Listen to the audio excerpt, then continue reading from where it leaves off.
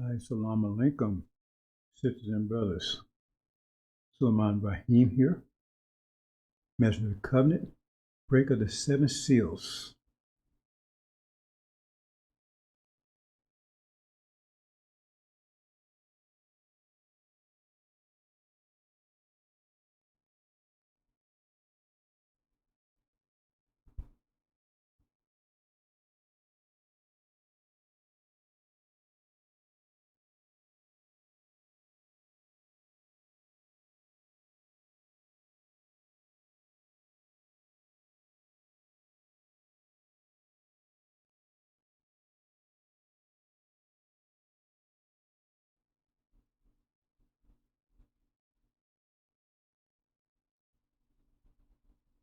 Also to our fire zone audience, right? This is We is Real. Sisters and brothers,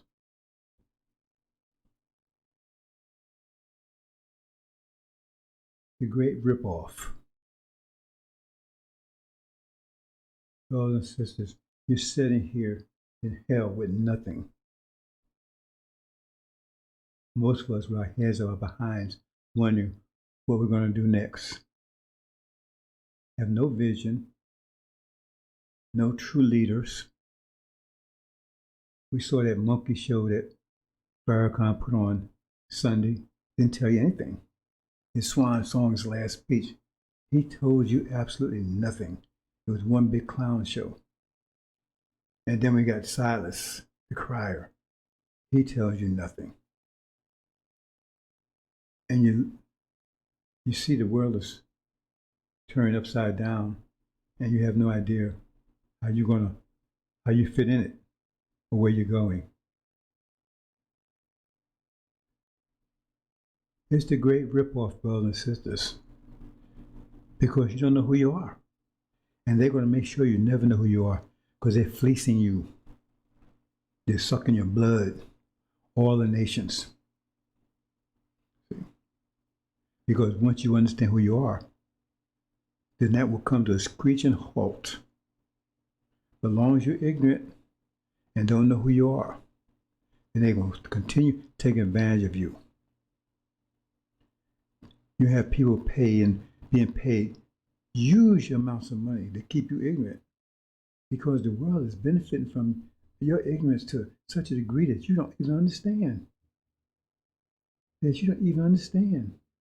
I'm going to try to enlighten you today as much as possible. First, ask yourself one question. See, get out of the emotional cycle. Get out of the heart zone. Let's see if we can put something on your mind. Ask yourself one question. Why is all the innovation in the world coming from America? Why? It's not coming from Europe. Europe hasn't invented cars. Europe didn't invent airplanes. They didn't invent the internet. They didn't invent the computer, right?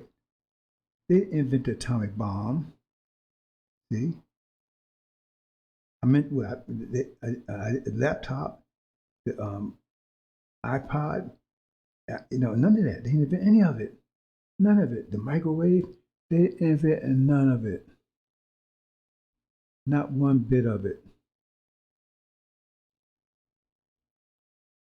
Yet they say they're superior people, but you got Germany, you got Russia that's full of just mostly white folks. They're not innovative.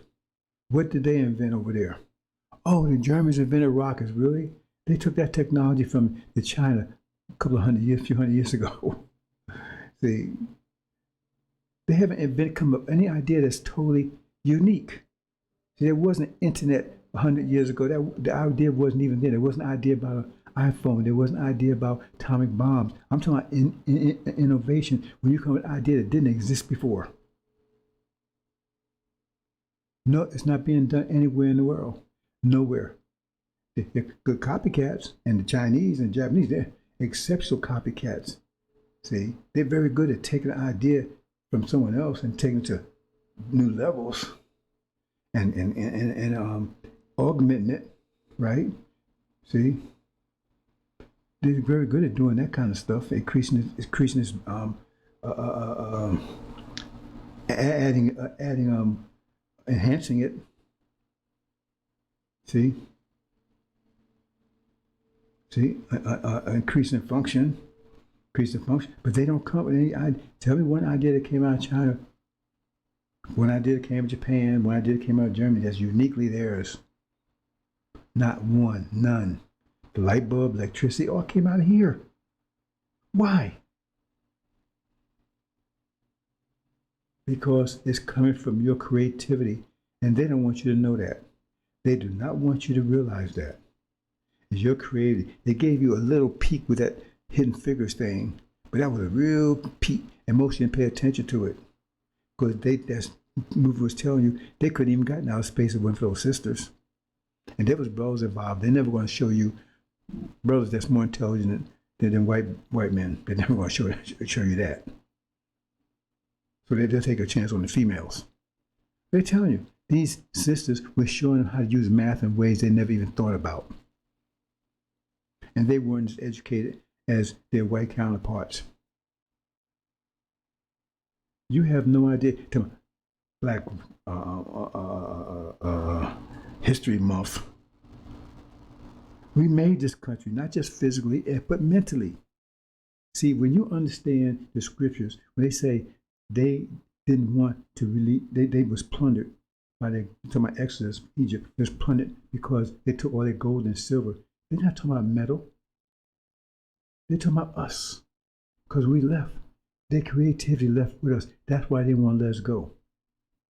That's why they did not want to let us go, because they knew that we were creative, and that look at music. Has China come with a new kind of music that's uniquely Chinese, that's rocking the world? Has it happened in Germany? Who came with jazz? Who came with blues? Who came with rap, hip hop? It come here. Even like I said, even the music. They copy what they get from here. And it's undeniable that came from black people. They can't hide that one. See? But they take the demons. See, they couldn't get it directly themselves because they were too obvious. So they produced these hybrid demons, right? The wolves in sheep clothing to come in and rip you off, to pretend you would, so they can come around you and get your ideas and everything and run them back to massa. That's the purpose of the demons. See, you didn't know what a demon was till I told you. The demon are their children, they're black-faced children. And we're told that we're plagued by it. Read the book of Mark, that we're plagued by it, right? It says 50% of the black people in America are demons. That's their children. And their purpose, they're all over TV and everything and tell you, oh, well, they are role models, and we need to be more like Master, and we stay and obey Master, and don't run off the plantation, and all that kind of stuff. And you still the plantation, brothers and sisters, but you don't even understand that one. Because you're in a cage that you don't understand. See, when you build a cage, you have to consider what you're putting in that cage. See, you have to make that cage so it doesn't realize the cage, and that it can't, and even if it does realize, it can't escape from it. And they had us in a cage back in chain slavery, and we couldn't get out of it. And now they advanced the cage, see, because now we're out of that, and we could read and write and more advanced. They increased the complexity of the cage, so you don't even realize you're in a cage. See, and they make you feel, don't make you, like I said, and they're doing everything they can, right, to make sure you never realize you're in a cage, but you're in a cage. Because you're not your own nation, you obey their laws, you can't do what you want to do. They're under control of you, they're under control of your women, they're under control of your children, they're under control of what you believe in, they're under control of everything. You're in a cage, brothers and sisters. But you don't know because it's a sophisticated cage. See? That's why they don't want you to leave. And they got all their preachers, including Farrakhan, all these that to tell you ain't going anywhere, to make you not even think about getting out this cage. See, if you look at the lessons of Elijah Muhammad, there's less about this tiger walking back and forth trying to get out the damn cage. This is how long it's going to figure out how to get out the damn cage, look for a door. But they tell you there's no door. Elijah Muhammad told you there was a door. But Farrakhan's coming and told you, no, there is no door. You might as well get used to it. You might stay right here. But they won't tell you it's a cage because then you might try to figure you might try to figure your way out of it. But you're in a cage, brothers and sisters, just as sure as you was in a prison with bars. You're in a cage, a very sophisticated one, but you're in a cage, and they suck in your blood. They steal your creativity. See, first of all, you made America powerful by your labor, and now you make them powerful by your creativity. Let me tell you a little story here. Back in the 70s, when computers started becoming like IBM, and they start coming online. Okay, industry started adopting the computers and things. Okay, that was a new industry, and the government has this thing called SIC codes, Standard Industrial Codes. Look it up, Standard Industrial Codes. And what they do is, when there's a new industry, they do what do you call it? Demographics. They do demographics to figure out who in the society, right, is best, right, for that particular industry. So it was like it was for, say for instance, if they just started inventing typewriters, or maybe women. I'm not saying that, right? But at that time, that's the way they was thinking. They said, well, women would be best for that, for best fit for doing typing.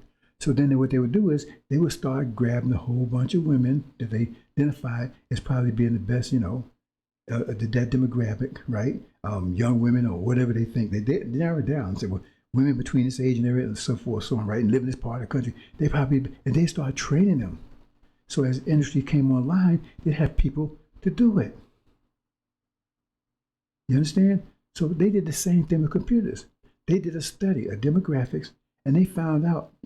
I'm not sure. You should be able to Google this because it's the actual truth. They did the demographics and found out that black people was most fit to be computer scientists. See, computer developers, code developers, and that kind of stuff. They found that black people would be the best. Now remember, this is the 70s. So this was Carter came online. Now Carter, he says, well, he said a program, because I went through the program, so I know it's real. He set up a program, right, where the Urban League was going to be the administrators of it. IBM was going to provide the technical support and the machinery and training, right? And in industry, the local industry was supposed to guarantee that if you came out of this program above 10%, then they would have to place you. See?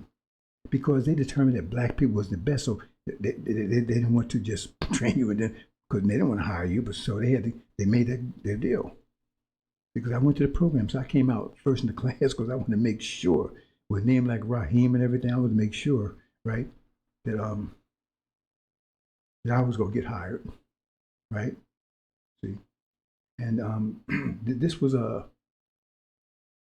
this occurred right after Elijah Muhammad departed. When I went to that program. Okay. So, like I said, I went to IBM came in, and they provide the Urban League provide the facilities and everything, and IBM brought in the equipment, and they brought in the instructors, and they taught, and they also paid you. It was a 3-month program, and they paid you while you was going. How could you blow that one, right? See, and so I went to the program. I came out first in the class, so I wasn't just 10 percentile. I was in 10 percentile. I was the first, and so, but they still, even then, that was New York Bell. I mean, Chicago Bell. I was in Chicago time, right? They still wouldn't even hire me. They came with all kinds of excuses, and IBM itself wouldn't hire me, right? So I ended up being hired by Montgomery Ward, even though I was supposed to have first pick, because they looked at me, they looked at my name. And they kind of had a feel about who I am. And they said, man, I don't want to touch that guy. And they were supposed to do it, but they didn't. Anyway, Montgomery Ward picked me up, right? Okay. Now remember, this is the 70s. At that time, you couldn't find India from India. You couldn't find one. You had to look hard to find one. They had little commutes like in New Jersey, going from Newark into New York. Jersey City. their little Indian community there. That's the only time I ever saw an Indian, right? Because they little Indian community. But you didn't see them. So what happened is when Carter was out of office, Reagan came in and said, hell with all that. He got rid of that program. Because the point is that what would happen is that because, see, they was best fit. So that means, and the man was going to be great because this is going to be a powerful, I mean, this computer is going to be a powerful feature. It wasn't a powerful feature in American life at that time, but it was going to be a power. You see how powerful it is right now, right? And blacks going to control that? I mean, that'll be national security and everything else. See, they don't want that. And plus, you're going to making that money, you're going to break out the hood, and you're going to be live right next to Massa, and then you're going to be sleeping with his daughter and producing black babies. They didn't want to have that. So he got rid of the program. It was a successful program. He got rid of it. Cold, bam, out. You see? And then they started this thing, because I don't know, some of you older people remember I'm Alive, number 5 or something. They made this movie about Indians, how they were so smart, they could make a computer that could talk and think. That's what they do. It's just like they make these movies about Orient, where these people are super kung fu play. So you think that you don't want, man, you get in a fight with an Oriental person, you think twice. Well, man, I don't want to get kung fu'd. Because that's what you think. You think all those people, and you know, less than 1% of those people know anything about any kung fu. But you think, oh man, if you see an Oriental person, man, I ain't gonna mess with them because I don't want to get kung fu'd. And most of them, you go whoop their ass, but they have no idea about no kung fu. But you think they do because they give you the idea. Just like they give you the idea that Negroes are stupid, ignorant, and women are whores and bitches and prostitutes. So they're not respected anywhere in the world. You know, Oprah, I mean, she's a demon, but you know, she went over, I think it was in France or something, and she went to a jewelry store. She could have bought the damn store, and they followed her all the way around the whole time she was over there. They followed her all around the store, make sure she don't steal something. That's what they think about us, because Martin Lawrence and all these clowns, they're demons. They're not us. They're Master's children, right? In Master's house, those people in Master's house, they're not you. See, they're sheep, they're wolves in sheep clothing, right? And they're trying to convince you that they're you, and they're making a mockery of us, and we suffer for it. So they expect you to act like they act, and that's not us. You see? So the same thing. See? So they made that picture about, you made Indians really smart. And then next thing you know, they would bring Indians over by the busload, by the truckload, by the plane load, by the boatload, because they wanted to give them those jobs. Because they didn't want you to have them. So now you think Indians are the best, the wisest, smartest, and they tell you blacks are most suited. Because like I said, I was in it, and I was a genius at it. Everywhere I went, I started my own business. See, and I was excellent at it. See, the only thing is that they would never renew my contract, but they gave me excellent reference all the time because they know I was good. I saved A&T millions of dollars when they had in the vesture. See, but they wanted me to come in and do the job. They didn't want to keep around, but they wanted me to come in because they know they couldn't find anybody as good as I was to do the job. And once I got the job, they didn't want me around anymore. You see, and other issues too. But you see what I'm saying? So now you made Indians think so great, and they're so good at computers. Now that's what you think right now. Man, them people are really good. And it's your people, it's our people that are the best at it. It's our people that are best at it, but they never going to let you have, they never let you do it. They never let you know. And what they teach you in school, in fact, they steer you away from that. They want you to go in social studies, history. They steer you away from it. And they make you think you don't know anything about mathematics because they teach you backwards mathematics. See, I could teach anyone calculus in an hour. See, but they make you, when they teach it to you, it's so complicated that you will never figure it out. And it's not that complicated, it's very simple. See, they do this on purpose because they don't want you to discover who you are and that they're still in your creativity. So they, like I said, that's so they bring the Indians over and they get all those jobs that was posted, went to you, that could raise you up out of the ghetto and everything else. That's the ripoff.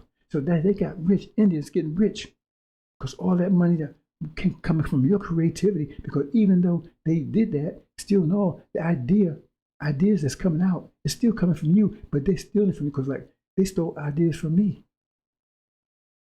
You see, I told you when I did the vesture, I'm not gonna go to the whole detail, but they was running around circles because AT&T was breaking up, and they had to get all this information from all the Bell, because now it was like New Jersey Bell, California Bell, Atlanta Bell, Georgia Bell, you know, so because they wasn't AT&T anymore, but AT&T had been national. But they had to get all the data from all these people, and they had a certain period of time to get all the data, consolidate it, right? Because AT&T was still going to be a national company. So they had to get all the data from this, because that was originally their data. And they had a certain period of time to get all that data from these used to be AT&T companies, from the California AT&T company, the Georgia, they had to get all that. They had a certain period of time, and then it was cut off, and then those companies were independent, and they was bringing all the data in, but they had no way of looking at the data, and so they had to bring all these people in to develop our system so they could look at the data, so they can edit the data and take the decide whatever they want to do with the data. They couldn't do it because they said, "Oh, we need a system to do that." And I'm saying, I looked at it and says, "Hey, wait a minute, there's a different way to handle this." And I told them about a tool they already had. I said, "You can use this for that purpose."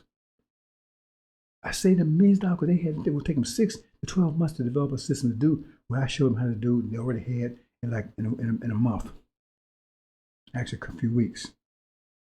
And after I did that, it was saving money. They were sailing, and they asked me to leave. See, part of the reason they didn't want anybody to know that all these super techs they had, all these wise people, especially all the white folks there, and here's this Negro came in and showed them how to do something they didn't know how to do. See, a hidden figures thing. I ran into that a lot. See, so no matter what you think about me, whatever, they know I'm a genius. I'm a genius mathematically. I'm a genius scientifically, right? And breaking puzzles, that's my thing. See, that's how I broke the 7 seals. I thought I was just solving a puzzle. I had no idea what I was getting into. I just looked at it and said, "This is a puzzle. Let me try to solve it." And I solved it. See? So they stealing your creativity. So now India is getting rich. India's getting rich off of this technology. That you are best at it, but they don't tell you you're best at it. In fact, they don't even want you in it. See? Because like I said, you had no Indians in before that. No, they're all over the place. Now, and they got ones running, they run in Silicon Valley. In fact, they put one in charge of Twitter. They couldn't find black folks in here that could run that. You see? I could run it. You understand what I'm saying? So that's one degree of creativity. I mean, a rip off. Now let's look at let's look at China. See? I'm from my bones just have to hydrate myself. They say I'm suffering from dehydration, right? Burning myself out. Tell me to drink this Gatorade, it says electrolytes and all this stuff, right? Well, I'm not a genius at medicine. No. Not in that one. No. But I know enough to stay away from doctors. These witch doctors that call themselves doctors, right? They do what damage to their oath is do no harm. That's all they do is harm. Because if they heal you, you lose a customer. That's another story altogether. But then, now see, remember the Republican Party, they just as bad as the Democratic Party. They just have a different strategy. Now here comes the Democratic Party right there on the other side, industrial jobs. See, here comes Industrial Revolution. And a lot just come out in your creativity, these industrial jobs, right? And so what happened? They sent your jobs overseas, industrial jobs overseas. Detroit was like a black mecca for jobs, right? Detroit was humming, right? That's Motor City, right? But they had all these jobs because of the automotive industry. Where is it now? It's a basket case. See, because they said, we ain't gonna let these niggas have these jobs. They sent them to China.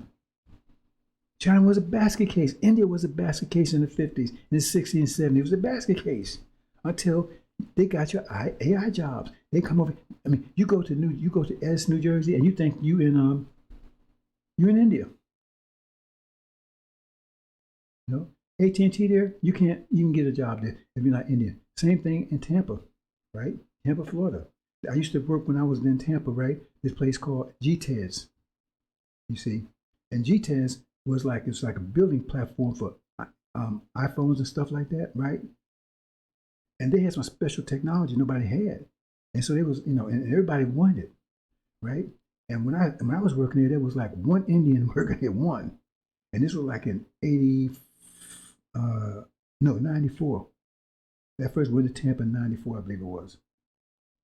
And so I went there, and they didn't have hardly any blacks there, because they had a screening thing, and black couldn't get in there, right? And I killed it, so they couldn't get rid of me on that count.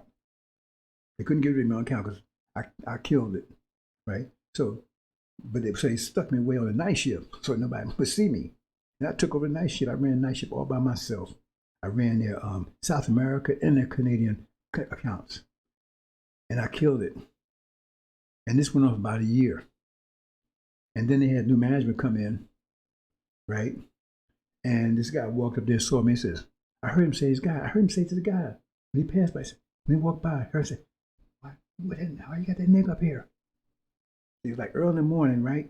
And because my shift was from like midnight to the morning, I was about to take it off shift. And he saw, and so next thing I know, see, one of the things about night shift is that because before that I took it over, they had like a rotation thing. So people on day shift, like this week, 2 or 3 people from day shift had to cover the night shift. So they didn't have a permanent night shift. And people didn't like that because for a whole week, man, their whole life was disrupted, right? And so when I took it over, I was so good, right, that they didn't need to do it anymore. So I was just the guy, and everybody loved it. They loved it, the fact that I was doing that because they didn't have to do that rotation stuff no more. So what happened was that when this guy said that, next thing you know, they had a meeting, and he told him, we don't need the night shift no more. And all the employees jumped on him and said, what the hell are you doing? I mean, he's handled it. We don't have that stuff no more. They was fighting with him, arguing with him and everything. All the employees arguing. This was new manager came in. And he prepared. He said, no, I'm not. And that's how they told me, I couldn't do the night shift no more. So I just said, hell with it, I left. See, I knew what was happening. And I'm a principled person. I wasn't going, once I knew what was happening, I just left, hell with it. I find something else. You know what I'm saying? I know the whole idea was put on day shift, and then just phased me out altogether anyway. And that was about that time because I just came to Tampa, so I had to feel my way around. So I was working as an employee for a while until I started my business back up again. So that's what happened to them. And I can tell you stories like this over and over and over again. You understand? You see? So, but what I was saying was it was on one of the Indians here, and it was called GTEDs. And then what happened is that a little while later, Verizon's bought GTEDs out. And now you go over there right now and you can't find nothing but Indians over there. And then when I was working up in Tallahassee for a while on the child support system, right? And I met a lot of Indians up there. I mean, it was door-to-door Indians. And I met a lot of them up there, and I became kind of friendly with them, right? Because they don't usually deal with black folk. I was so good, they would come and ask me how to do this, how to do that. And that, man, I knew that irked them because they didn't want to ask a nigga anything. I mean, that was like, oh. But I was so good, see? And they would come and ask me. They said, well, they would want to pay me to show them stuff. I wasn't going to do it. Because first of all, if you came, how the hell are you getting here anyway? You're not qualified to even do this stuff. A black person couldn't even got anywhere, couldn't even got on the block. Because they wasn't, with no qualification. These people wasn't even qualified, but they brought them in anyway. And then they come around, and man, I'll pay you, man, to show me. No, I wouldn't do it. If you're going to find, you can find another way. But they told me, I kept seeing a lot of them leaving and going down to Tampa. I says, they said, we're going down to Verizon. I says, they hiring down there? Because I tried to get back down there after, switch over to Verizon's, because, I wouldn't deal with GTEs. I couldn't even get an interview. I never was able to get an interview down there. And the guy told me, says, well, if you're an Indian, he told me straight out, if you're not Indian, you ain't going to get within 10 miles of that place. Now, it's wall-to-wall Indian. See, because they brought them in, and they take that money and send it back to India. Indians got rich and powerful because of your jobs that they sent over there, see, and then they bring them over here. But once they can't, and have you just called on the phone lately? And somebody with accent, do you know a lot of these phone services, right? When you call and they have customer service, they run out of India. They're not even here in America. See? So the ones that they can do outside, they do, and the ones that have to do here, they bring Indians in to do it. make sure you don't have it, because they built prisons for you. Bill Clinton and built prisons for you, and they took and gave them your, so they became rich. And then, like, get back to the Chinese again. They was back this case back in the 50s. And then they started sending industrial jobs over there. And now they're one of the most powerful countries in the world. Why? Because all the industrial jobs in America said, well, we should have did that. No, right. But you did it. The reason why you did it, because you didn't want to have those jobs. See, they ain't going to tell you the truth about it. So now China's super powerful, right? Rivaling America, the greatest threat to America right now. And they're going to get in a war. See? But they got powerful in that short period of time because they took, and Detroit's a basket case now. You go to Detroit now, you can almost buy a house for a penny. Nobody wants to go up there. It's dirty, filthy, and it's nothing. And it was a mecca before for black jobs in every industry. Now it's nothing up there. See, so all the industrial jobs went over there instead of giving it to you, but they built prisons for you. You understand? The ripoff, the great ripoff, and it was Democratic Party on this case. It was the Republican Party on getting rid of the AI stuff. Right, but it's a Democratic Party, the industrial jobs, and so it's a Republican Party that made India great, powerful. It's a Democratic Party that made China. Both of them have the same aims, just have different ways of getting there, different strategies, different tactics. See, those are two right there, China, India. So let's go a little closer to home. See, let's talk about see, those jobs they sent over there. But what about the industrial jobs they couldn't send over there? And what's the administrative jobs they couldn't send over there? Open the borders. You been to Walmart lately? You been to all these doctor's office lately? Who's in there? Mexicans, South Americans. You almost want to change the language every time you pick up the phone. You know, que hablo español. See? So they covered you covered. So who is it? So they bringing them in, and so now they getting those jobs. And where are you? You're poor. You don't have anything. You one of your both of your parents may be in prison. See, you're on Section 8. Everything else, you don't have nothing. See, because they get those ones they couldn't send to China, so they bring the Mexicans over and South Americans over to get those jobs. Now, if you had any of those jobs, where do you think the black people would be today? You think they'd still be sitting in the ghetto with nothing, with their thumb up their behind, trying to figure out what's going on? You think so? See? Well, we ain't talking about weight loss. See, like Muhammad tried to break all that stuff up. He was very successful at it. I'm gonna give you a little thing that you probably see. Farrakhan, he didn't tell you nothing, he don't know anything. But I was there. I was realizing I'm from 74, I'm from 70 to 75 to departed. Remember, he was around Japan was a basket case. But see, he had foresight. He sent his ministers over, right? His economic ministers, whatever you want to call them. He sent them over to make a trade deal with Japan. And Nixon got a hold of that and said, the hell with that. The hell with that. And Nixon, and they made their own deal with Japan. Because Japan, you didn't have Nissan, you had that stuff over here. If you bought a Japanese product, it was like buying a Sears product. It was a joke. If you bought something in Japan, man, the thing would fall apart the next day. Just like Sears was. They called it Sears suckers. Right? But Japan was worse. If you bought something, Japan had these walkers and all that kind of stuff, right? And it wasn't any good. And now look at Japan now. Their products are and the thing is how did they remember I said they copy things? How did Japan see Detroit wasn't only destroyed because of jobs, they sent jobs over to China and Japan and Korea. Not only that, but the point is that those people are very good at copying things, they're very industrial, right? And so what they did is that they had this thing called planned obsolescence. Planned obsolescence, which means you make something obsolete. But it was planned. So in other words, you plan for this thing to become obsolete in 2 or 3 years. And that was the thing. Look it up. Everything I tell you can verify. They built that into their idea about building cars. So American car was not meant to last more than 3 years. Planned obsolescence. They actually built the last 3 years. So therefore, you be next. So that kept the economy going, right? Because that means every 3 years you want a new car. See what I'm saying? Because if they built a car that lasts forever, then then they wouldn't sell that many cars, would they? So they had planned obsolescence, and I was a Ford man at that time. I used to like Thunderbirds, right, and things like that, right. And yeah, I was pretty much Thunderbird and Mustangs, Thunderbirds and Mustangs, right. And I would lease, because I wouldn't lease a car more than 3 years, because I saw, man, it was falling apart. So I leased it 3 years, so I could get another one, right.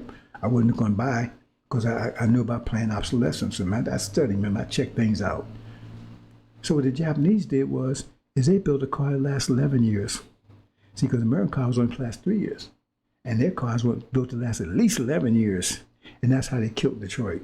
Because people started buying Nissans. And that's the only thing I would drive right now is Nissans. I wouldn't buy an American car for nothing in the world. Right? So I bought Nissan. And I remember my first, my wife's first car that I got her, right? And it was used. It was a nice car, but it was used. And it was Nissan. And that thing lasted 11 years with not any problems whatsoever, none. And then what happened was, because that's why she kept it, because we could have got a new car when my business got back on, but she liked that car and it was working fine. And so she kept it. She wasn't, she wasn't working anything at that time. She was staying home with the kids, right? After the kids, and she wanted to work. So I'm telling you, I don't tell my wife what to do. She's a grown woman. She knows what she want to do. We don't play that stuff here, telling people what to do. I don't tell anybody what to do. Everybody that has somebody deal with me, no, I don't tell anybody what to do. So the car had some kind of issue, and it could be easily repaired. But I said, hell with that, we just got a new car. See? And they last. So who in the world is going to buy a car that's going to last for 3 years, and they can buy one that lasts 11 with no problem whatsoever? So that's a little segue there. See? But like I say, Elijah Muhammad, he was going to make that deal with Japan because he saw, because remember, Master Muhammad has a special relationship with the Japanese because he said they're the ones that operate the wheel. So whatever the idea was, Elijah Muhammad, he was on top of it, and Nixon squashed it. See, because Elijah Muhammad was doing. He had trade agreements with the Bahamas because we were bringing fresh fish in directly from the Bahamas. He had his ships bringing fresh fish because I know we ate the fish. I sold fish. I worked at the fish market. See, so he had deals with. Trade deals all over the place. And then he moved out of this hemisphere over to the Japanese. That's when Nixon squashed it. I thought I'd just tell you that. That's one of the things Farrakhan I could have told you when he was mumbling for the 5 hours. But he didn't tell you he don't know nothing because he didn't tell you nothing because he know nothing. But anyway, so we covered industrial jobs, right? We covered the AI jobs, right? So, people come across the board. They still haven't come across the board. Now, whose job do you think they're going to be taking?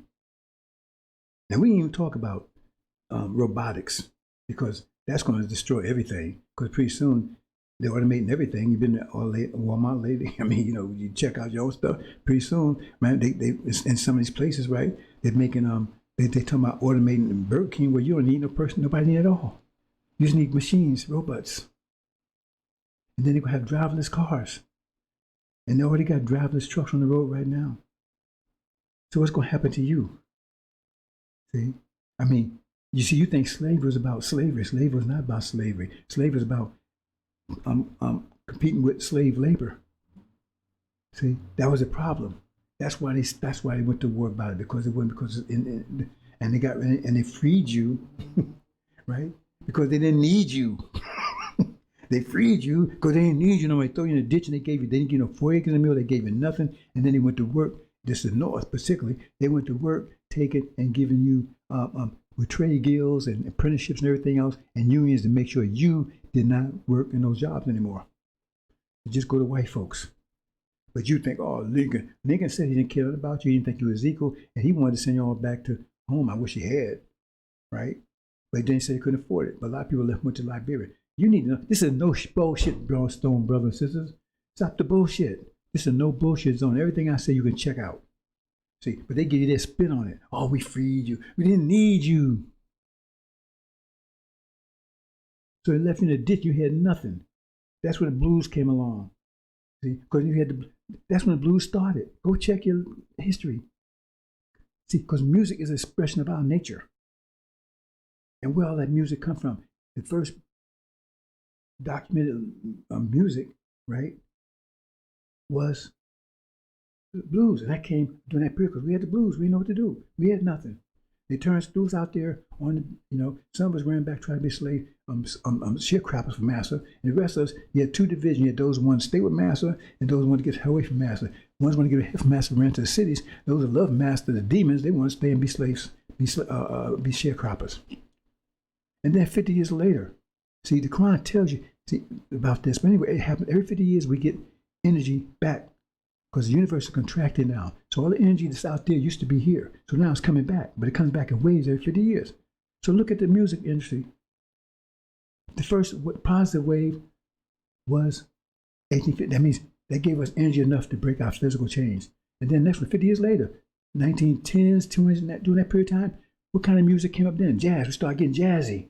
We started learning something about ourselves, about our history. You had Prophet, you had Elijah Muhammad, you had Noble Drew Ali, you had Marcus Garvey. And then what, 50 years later, right? Now we start, hey, man, I got soul, Motown. Is this a coincidence, brothers and sisters? And now we're 50 years later and something else about to happen. The world is on edge because now, because the information I'm giving you right now is going to break all your chains. Because once you accept it, it's going to break all your chains. We're going to be put back on top of civilization. That's what this whole war is about. Because they're going to take our great power back and reign. See? So that's the music aspect of it. That's another. That's another portion of it. Okay. So we covered India, China, Mexico. See? And we said America got rich. We covered America itself. It got rich about labor, right? But it threw us in a ditch we don't need us anymore. You see? They still need our creativity. They want to let us go. They still want but they didn't need our labor anymore. So they threw us in a ditch. See? They freed you because they did not need you. See? This is America. America rich and powerful because of our labor and our creativity. Because that gives you an excess. Remember it says, he told him, well, you can't use a straw to make bricks anymore, people with straw. So the only way they can make bricks, they had to be creative. That's what he's trying to tell you. We had to be creative. See? Anyway, okay, we covered those. Now, let's look at false Israel, who's pretending to be us. See, that was said in 1948 to counter Elijah Muhammad's claim that we're the true seed of Abraham. He made that claim, and they had to come with a narrative to say, because they didn't want us to think that way. They did not want us to think that we're the true seed of Abraham and that there was a promised land, that we had some alternative, because they didn't want us to leave here. Remember, Pharaoh didn't want those people to leave. Why wouldn't he want to leave? He hated them. See? Because our creativity. But God had to force him to make us leave. See? So,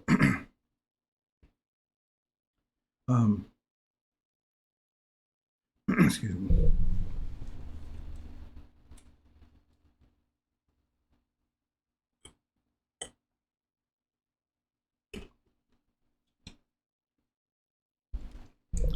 So we're back to America. America got rich and powerful.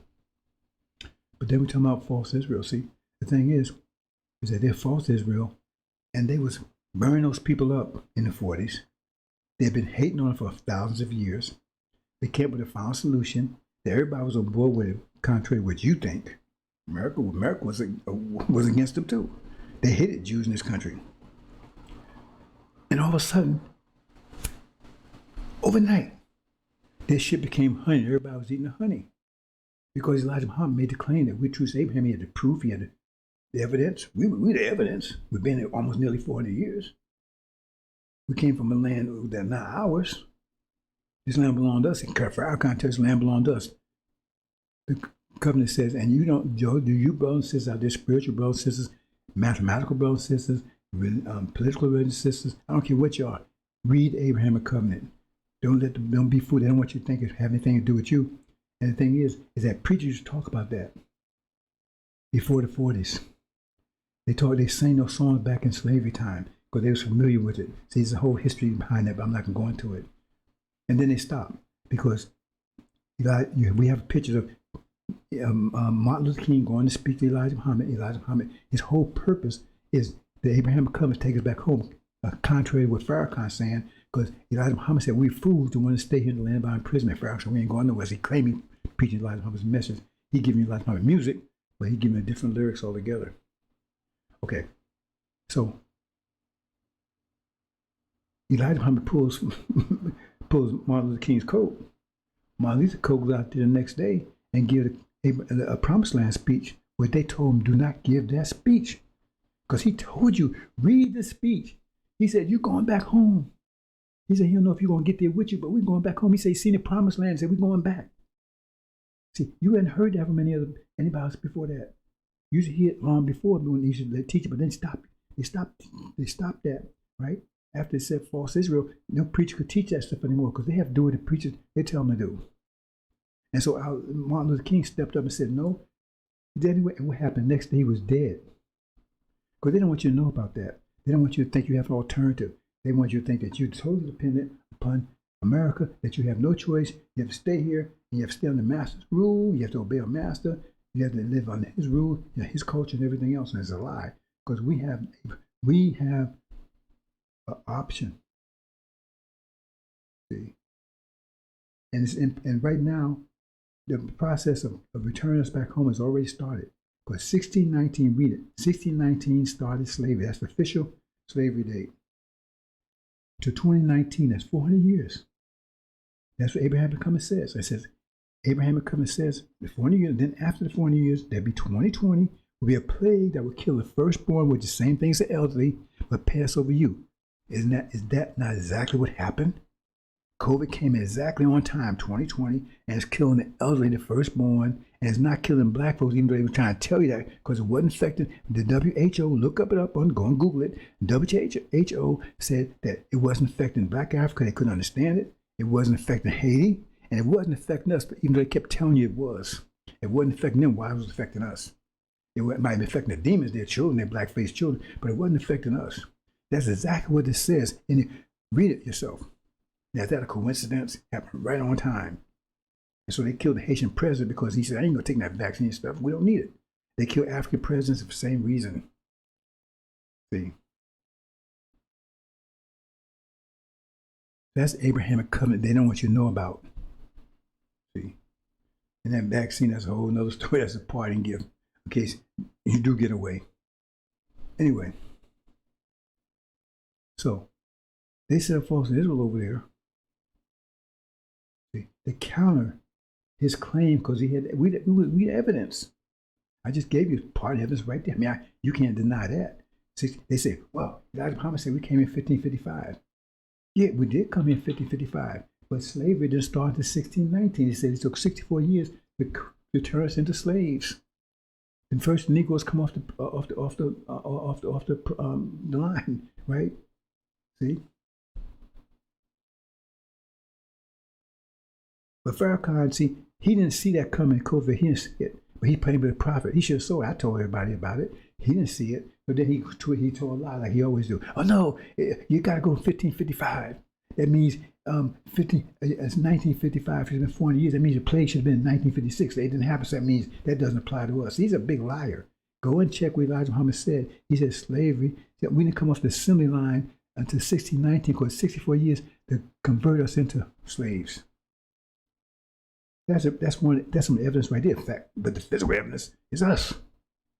We were dragged over here and we're beaten, robbed, and everything else. So they had to have somebody counter that. So they put up false Israel, who they was hating the day before. Next day was loving it. And like I said, the shit became honey, and everybody was eating it. And they spent millions and billions and billions and maybe trillions of dollars supporting that lie. See? And so all that money that would have went to them, us, went to them. Now, I don't know if you know about Gus Savage. Look up Gus Savage.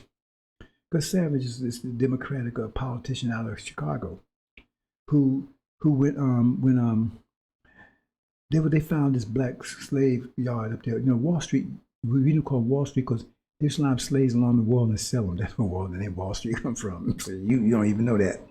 See, that's where Wall Street come from. And there was a slave graveyard up there. And when they was what do you call it?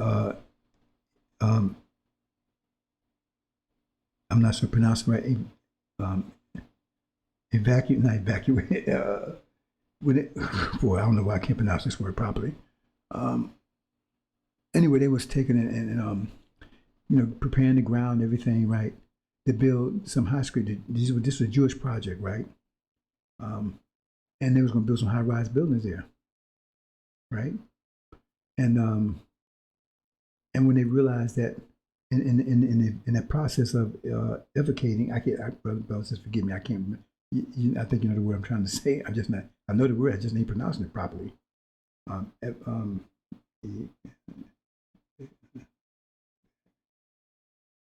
anyway, they found it was a black graveyard. So Gus Savage said, "Wait, hold it. We don't. This is sacred. We're not going to let you destroy this sacred place of black slaves there, and just to um, build your building." And he was able to stop them. They got pissed off, and they said, "We're going to get you." See, so what happened is that when he ran for re-election, he was a House Representative. Then they put up this black person who nobody knew who he was. They probably found him in the garbage can, and he was getting all this money, and he was going to primary Gus Savage. So Gus Savage said, "What the hell? Where did this guy come from? He never saw him anywhere. He was getting all this money." He investigated and found that he was getting it from the Jewish library, Jewish PAC, whatever they call that, right? So he got pissed off. So he went on, and this is on YouTube unless they took it off, because I've seen it. He went on YouTube and spilled the beans. He went on YouTube and spilled the beans. What he said is that he want to retaliate against the Jews, right? He went on the congressional record, he spilled the beans. He said, what's going on is that, now he was part of this. He's part of the Black Caucus. He said what the Black Caucus does is you know what the pie chart is when you do a budget chart, right? Where you say, okay, this much goes here, this much goes here, because you got so much money, you got $1,000, you got $1,200, right? They said, well, I can put $200 over here, I can put $600 over here. You try to figure out, because you only got $1,200, you can figure where you want to place this money. So he says America has a budget every year, and so they said, okay, we're gonna put so much money over here, so much money over here, so much over here. So he says when it comes to Jewish concerns, right? He says, well, if they need more money, well, nobody else going to give up the money on their projects. So he said the Black Caucus take, and the money that would have went to the black community, they give it to them. So the slice of pie for the gets smaller and smaller and smaller. And Bill Clinton did the same thing when they had this thing he was going to get rid of what they call it, welfare and all that kind of stuff.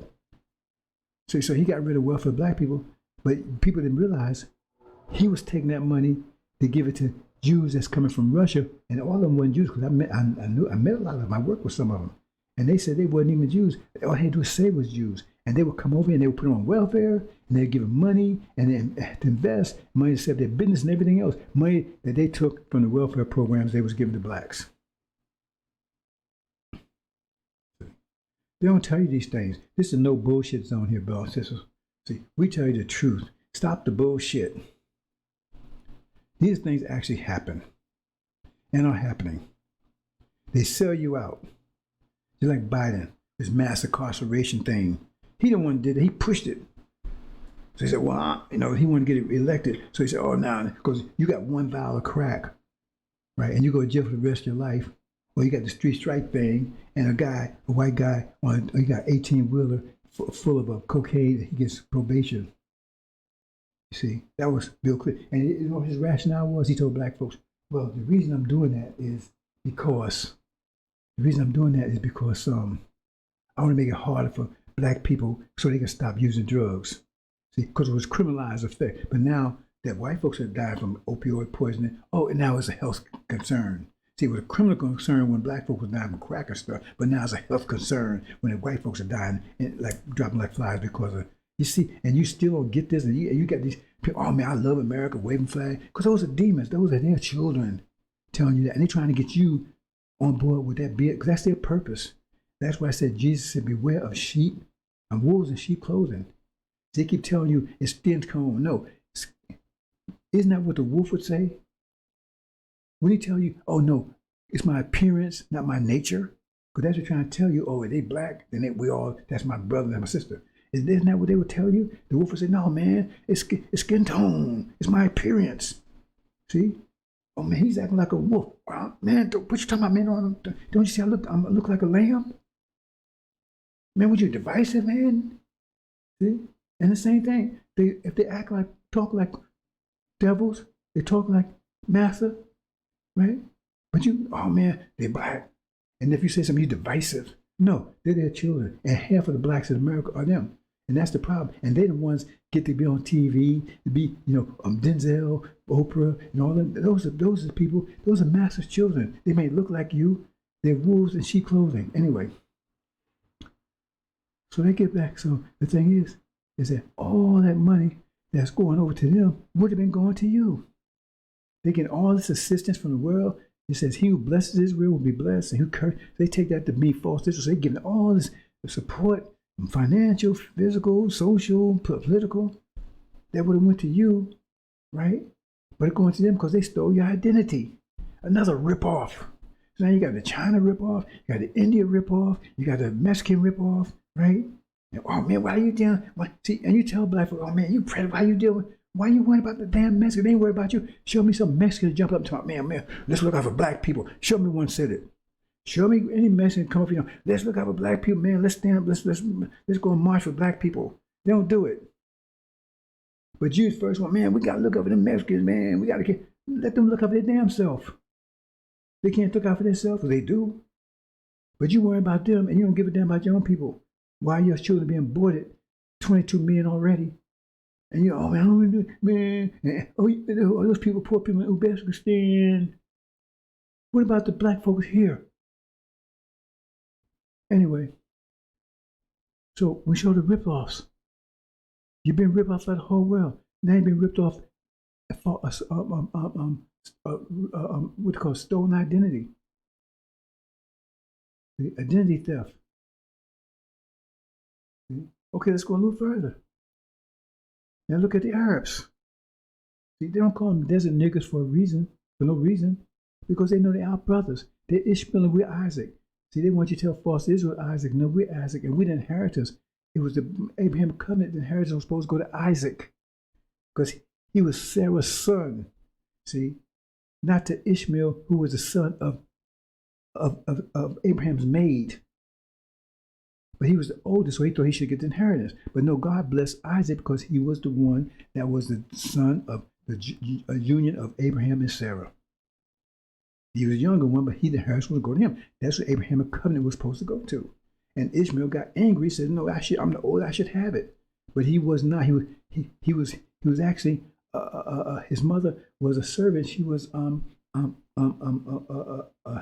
Hindi, right?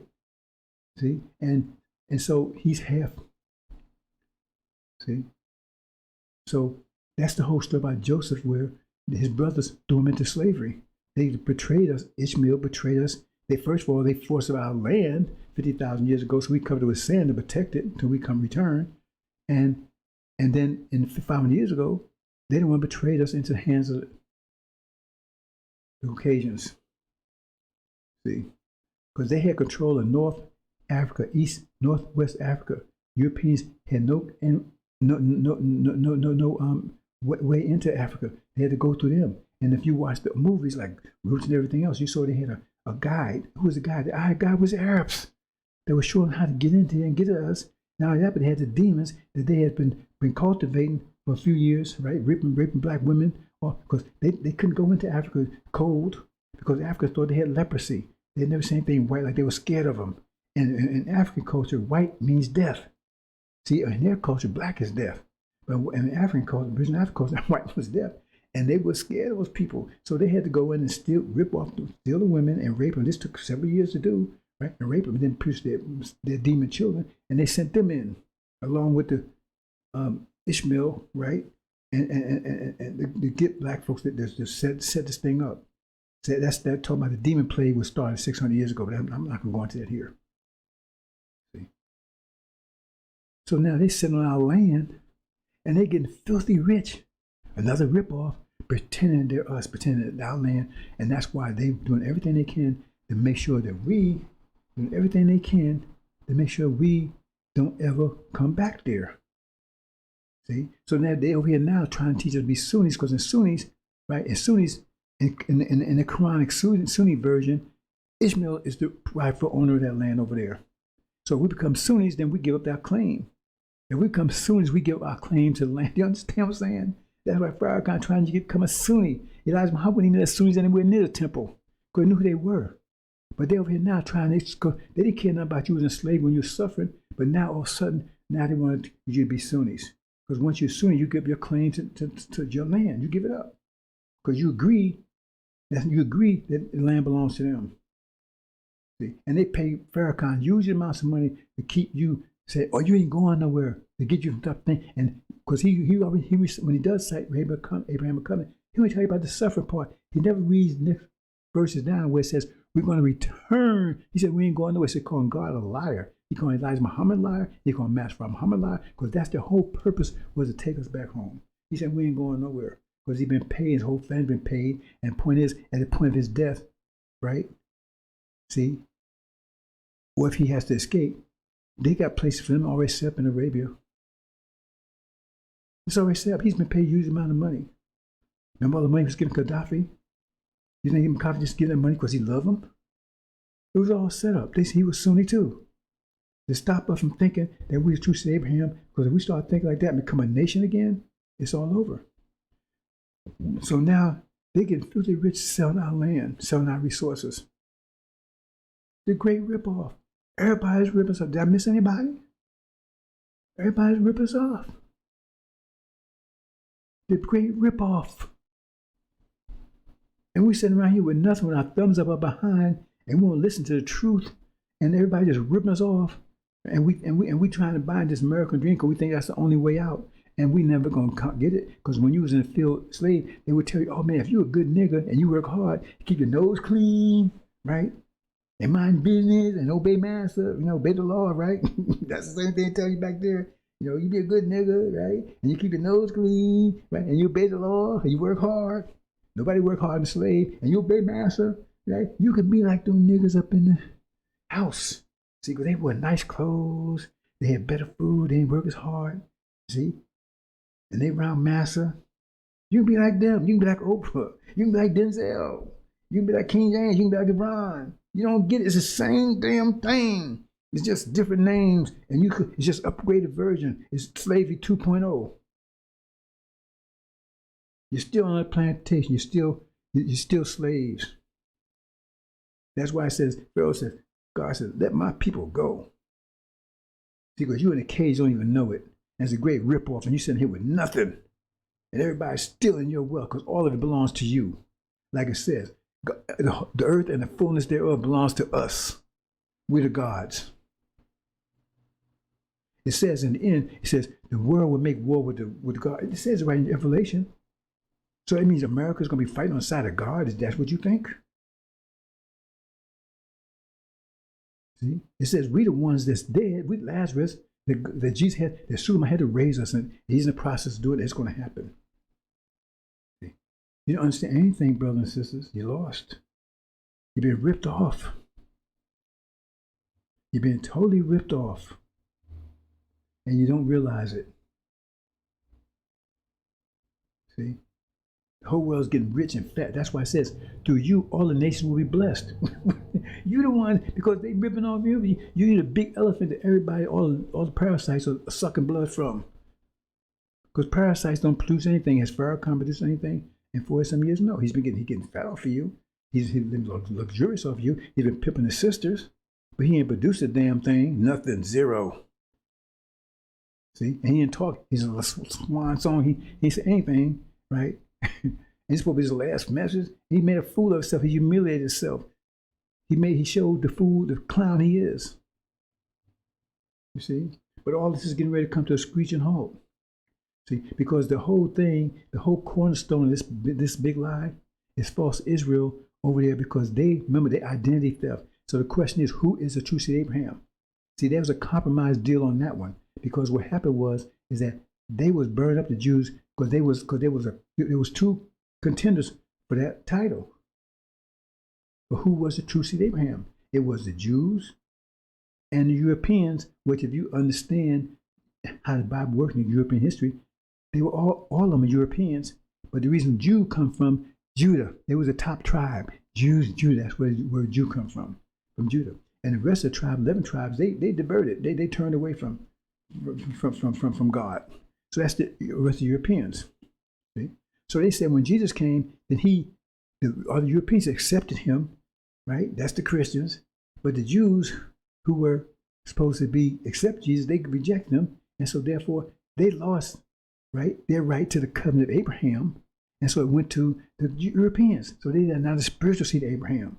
They get the spiritual side, they get it. So it transferred to them. That was the whole ideology of it. That's the whole, story of it.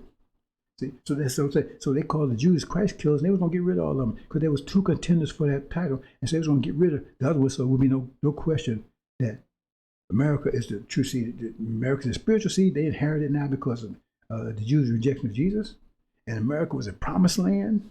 See, because that's part of Abrahamic covenant. America was a promised land, and we was Ham. See? We was Ham. We were Shem's son, who Shem was cursed to be black because he was Noah's son that was immoral. He did some immoral thing, and God cursed him black. That's how black people came to be black, right? See, because all this supposed to be from Noah's time. That's what they claim. And so Shem was cursed to be black. His seed was supposed to be cursed to be slaves forever and ever. That's us. So bringing us over here, that wasn't no wrong because they was obeying God's rule, God's law. See, so this is promised land. So wiping out the Indians, they was just in God's way because this was a promised land. And so they wiped out them. That wasn't genocide. That was just getting rid of heathen, getting rid of rats and things. See, because this is a promised land, promised to them. So they wasn't doing anything wrong. So in their mind, it was pure. They was doing God's will. And bringing us over here, enslaving us, they was doing God's will. So everything was cool with them. So they loved God. Everything's good. They wouldn't think anything to do was wrong because they was following the Bible. What the Bible says, at least that's their interpretation of it, right?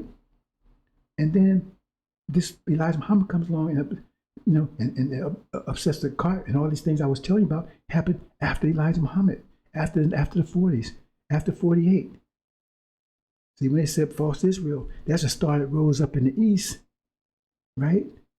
Because if they say Jesus was born, and they said the star rose in the east, that means he would be in the west. So he would be born at the same time. So if you know who Suleiman is, he would have the same conception date as false Israel. So if you want to find out who Suleiman is or the Christ, he's on the scene now. He had the same conception date. Anyway, that's another sign. Besides the fact he would break the 7 seals, he's a member of the covenant. It's clear who he is, right? Anyway, so the thing is that I lost my train of thought here. Okay, we're talking about false Israel, right? So they set them up. Say the cornerstone of this whole reality is all based on that they're the true seed of Abraham. See? So that means America hasn't done anything wrong. So we want to be slaves. America's a promised land, so wiping out the nation, right? See? And so they was getting rid of false Israel, right? The Jews, because they was Christ haters. They was destroying all of them. So they hadn't done anything wrong. See? And then what's going to happen? Remember, the whole thing about the Abrahamic covenant is that when they return, because that's how they had to get rid of the narrative. They had to make the Jews return to Palestine. They take the Arabs, all of them was on board with that. I'm just no story together. They could have wiped them out if they want to, but remember, they don't want us to be. They part of the whole lie of keeping us from understanding we're the true seed of Abraham. So they was on board with Israel pretending to be Isaac. They could have destroyed, but they didn't. You're talking about 50 million Arabs against maybe 1 million Jews, and they got armies and they got everything, the landscape and everything else, and these people hardly had any weapons or anything.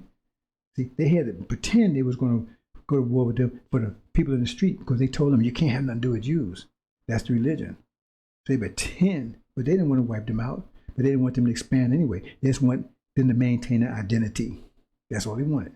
As long as you maintain their identity, then those niggas over there can't be talking about, because remember, they sold slavery to begin with. They came talking about, they came talking, we the true ones and this land belong to us. Okay. So you understand that. Okay. So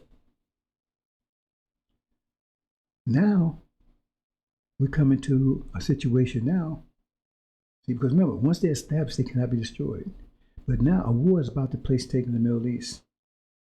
See, you don't get hung up on this war with this thing with Russia. Russia is not a war with NATO. It's not a war with America.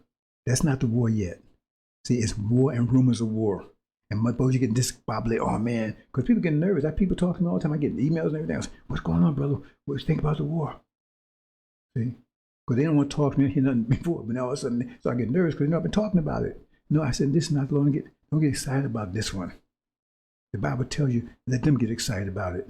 No, this is not it. See? It's going to be a war with Russia, but the war in the Middle East will take place first. And the bottom line is America and Britain's going to be thrown out, right?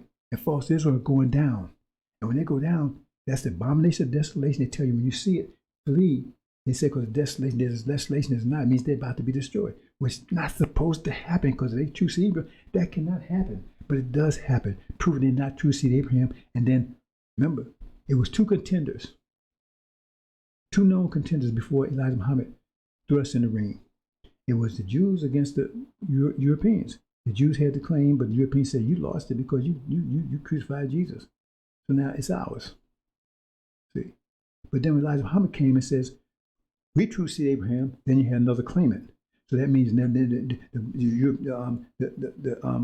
the spiritual seed, right, the Europeans, they had to come back and revise their whole thing. And so what they went back and say, okay, they went back to the old method and said, oh no, you Jews, you really are the true seed Abraham. To counter the claim. So they started loving them when they was hating them 5 minutes before. So they said, yeah, you're the true seed. But for 1,000 years they said you wasn't. Well, all of a sudden, now you are, after Elijah Muhammad says that we are. See, to neutralize our claim. Well, we had the evidence, the physical and the spiritual and the scriptural, that we had the evidence in every respect. See? So they had to nullify that. You understand? This is exactly what happened. So now, y'all the true seed. See? So now you got 3 claimants.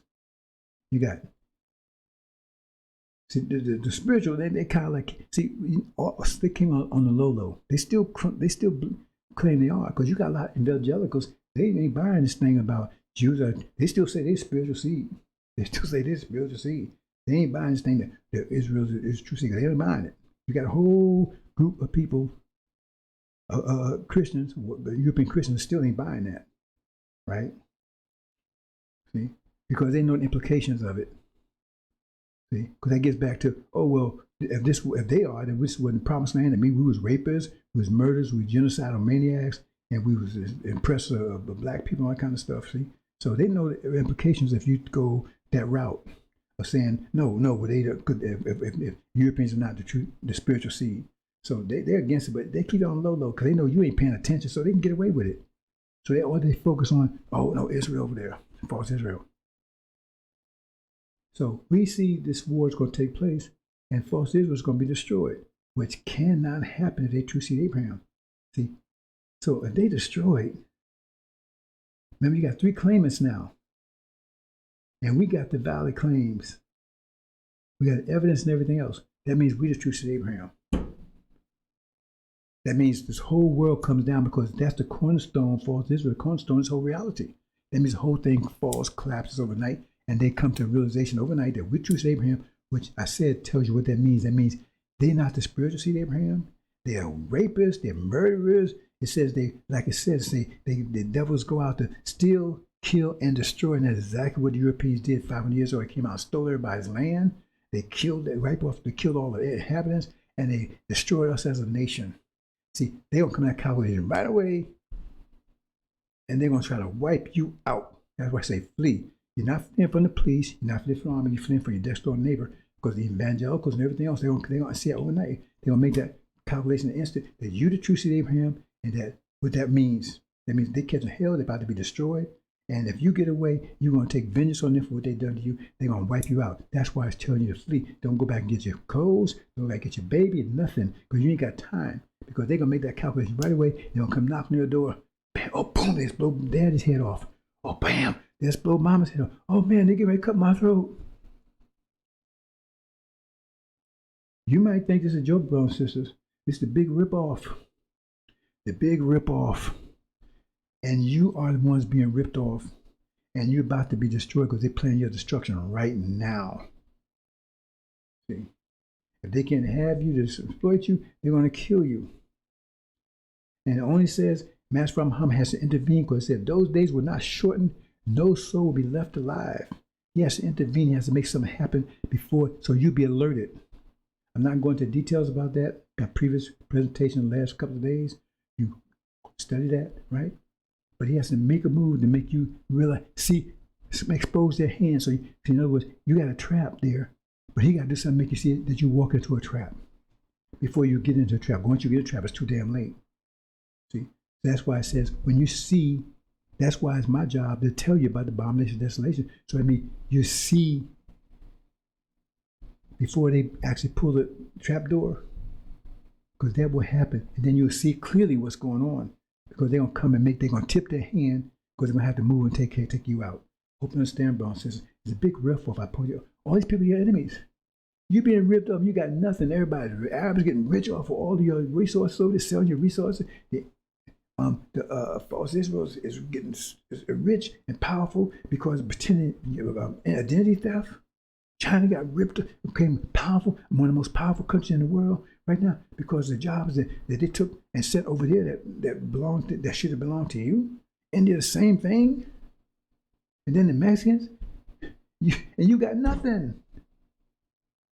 And you got these demons keep telling you, oh man, hang on, America, love America. The Democratic Party, things won't get better. And that's one thing always gets me.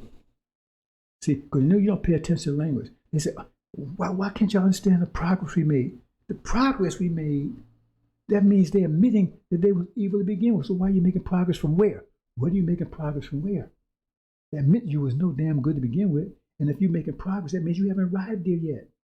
If you're trying to get to New York from New Jersey, if you're trying to get New York from California, if you're trying to get from New York from Florida, right? And you progress, that means that you done left Florida, right? Or you leaving, and you haven't got to New York yet.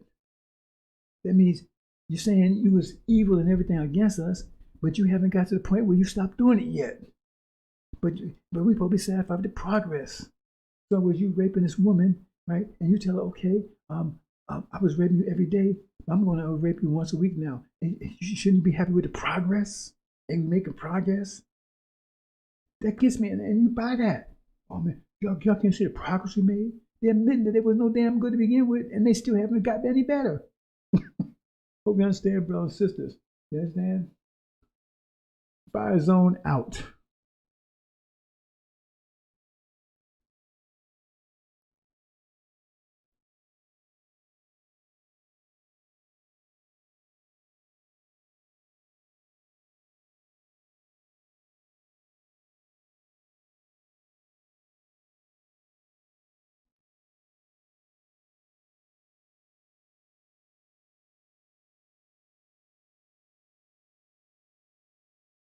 Yeah, brothers and sisters, we have audio session going on parallel to this. I just closed it out. That's what the reason for the pause. Okay, brothers and sisters, hope you understand. You're being ripped off. You're going to continue being ripped off. And listen, these demons, your demons right now is your greatest enemy. It said Jesus had to go to war with them because you was plagued with them. Farrakhan is the chief demon. Louis Eugene grounds of NOI backwards. He said his name was Legion. He said, what's your name? Legion. We are many. Why would he care about his name? Why would he even why would you care? And is that a coincidence that that's his name? Louis Eugene Grounds? And he's in charge of NOI. He's turned backwards? Is that a coincidence? See, he tried to, he admits his first name is Louis Eugene. He just don't want to admit to the grounds part. He wants to say it's Walcott. Louis Eugene Walcott. That's a lie, because he won't tell you the whole truth. He admits his father's a devil. That means he's a demon. It's the nature. See, it's the wolves that want to tell you, oh no, man, it's the appearance. You put an apple seed in the ground, it's going to be an apple. It's not going to come up. It's not going to come anything else but apple. You start as a sperm. You start as an egg, but you fertilize the egg. The egg had living material, but it's not alive. The sperm is alive. That means you are what your father is. So his father's a devil. He's a devil, which makes him a demon because his mother wasn't the devil. So his father's a devil, which that's why half damn demon, half devil, half man. So the thing is that um, uh, uh, he his whole job is to deceive you, and he may try to make this a coincidence because he says his mother was raped by this man, white man, and she tried to abort him 3 times because he was. We got a picture of his father, looked just like him. His name is Percival Clark. See, he was Jamaican by not ethnicity, by nationality, because his parents came from Portugal. He said he says his father's parents were Portuguese, right? White Portuguese, probably Jewish. That means he had to be too. See, but they moved to Jamaica. Don't get it twisted. That's nationality, not ethnicity, right? So that makes him a demon. See? And his mother was named, I believe, Sarah Mae Grounds. It was her maiden name, but when she met this Walcott guy, she was already pregnant with Farrakhan, and she didn't marry Walcott until, if she married him at all, she married him after he was born. So he could not have taken Walcott's name, right? He had to take his mother's name, right? Which was, her name was Sarah Mae Grounds, I believe, so his name would have been, but he took Walcott's middle name, see, because his name was Eugene Walcott. That was his stepfather's name. So he said Louis Eugene. He took his stepfather's middle name, right? And then he took his mother's maiden name, Louis Eugene Grounds. And when I went first and researched it, right, that's what I found. And then later, I went and researched a couple years later, and they took somebody went and stored the thing, and they said, no, Sarah Mae Jones was a woman in Mexico, white woman in Mexico, or some crap they made up, right? But I don't, whatever. I'm not getting hung up with that. But anyway, the point is that that's why I said Louis Eugene Grounds, or NOI backwards. He turned NOI backwards. That's what Legion is. Is that a coincidence, brothers and sisters? So you try to say, well, no, it's Louis Eugene Walcott. Okay, well, whatever. But you don't have to go there. Just study Exodus. First, God came, he raised up Elijah, and then Aaron deceived the people and got more of God's people destroyed. He was a hypocrite. And he ruled for 40-some years. And Farrakhan was disemboweled. He said he would be disemboweled. Because read Malachi. He says he was cursed because he was robbing this whole nation. And who was robbing the nation? It ain't Elijah and Muhammad didn't rob the nation. Master Muhammad didn't rob it. So it says you robbed it. Who could rob it? The FBI ain't robbing it. They ain't taking money from the NOI. The only person robbing the nation of Islam is Farrakhan. He been living off it for 40-some years. So now he's cursed with a curse. They would curse with a curse. That's disembowelment. What's the worst curse any man could ask any man? Wouldn't that be worst curse when you just cut your balls out and you're shitting and pissing in the bag? Ask any man, isn't that about the worst curse you could ever think about? It's worse than crucifixion. Crucifixion is worse than being electrocuted. Because if I had a choice between electrocution and crucifixion and being disemboweled, turn up the voltage. Bring on the nails. Come on, brothers and sisters. Let's be real. This is no bullshit zone. Stop the bullshit. Hope you understand, brothers and sisters.